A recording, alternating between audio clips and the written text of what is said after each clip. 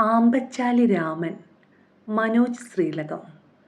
ഓരോ ഗ്രാമത്തിനും എന്നും ഓർക്കാൻ തലമുറകളിലൂടെ പകർന്നു തരുന്ന ചില മിത്തുകളുണ്ട്. സുവർണ ലിപികളിൽ എഴുതി തലമുറകൾ തേച്ചുമിനുക്കി സൂക്ഷിക്കുന്നവ. ഓണാട്ടുകര പ്രദേശം ഇന്നും ഒരുപാട് തേന്മാവുകളാൽ സമൃദ്ധമാണ്. കാർത്തികപ്പള്ളി മുതൽ മുതുകുളം വരെയുള്ള വീഥികൾക്ക് ഇരുവശവുമാണിവ കൂടുതലും.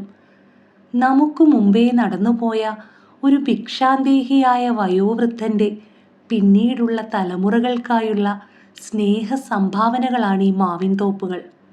ഒരു നാടിന് മുഴുവൻ തേന്മധുരമുള്ള മാമ്പഴങ്ങൾ സമ്മാനിച്ച് കടന്നുപോയ ആമ്പച്ചാലി എന്ന രാമൻ്റെ ഓർമ്മകൾ ഇന്നും ഓണാട്ടുകരയ്ക്ക് സ്നേഹസമ്പാദ്യങ്ങളാണ്.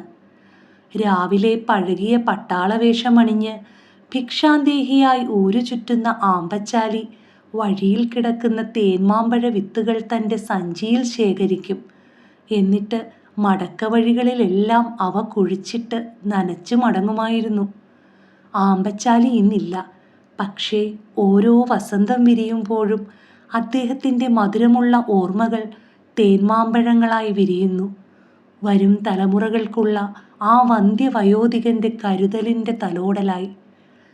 ആമ്പച്ചാലിയുടെ മാമ്പഴ സുഗന്ധമുള്ള ഓർമ്മകൾക്കായി ഓണാട്ടുകര അദ്ദേഹം നട്ട മാവുകളിൽ ചിലതിനെ ആമ്പച്ചാലി മാവുകൾ എന്ന് നാമകരണം ചെയ്ത് മാലകൾ ചാർത്തി ഇന്നും സംരക്ഷിക്കുന്നു. മനസ്സിലും ഹൃദയത്തിലും എന്നും ഈ ഓർമ്മകൾ അനശ്വരമാക്കുവാൻ. ഈ കഥ കേട്ട ഓണാട്ടുകരക്കാർക്കാർക്കെങ്കിലും ആമ്പച്ചാലി രാമൻ എന്ന രാമൻ ചേട്ടനെ അറിയാമെങ്കിൽ ഒന്ന് കമൻറ്റ് ചെയ്യണേ.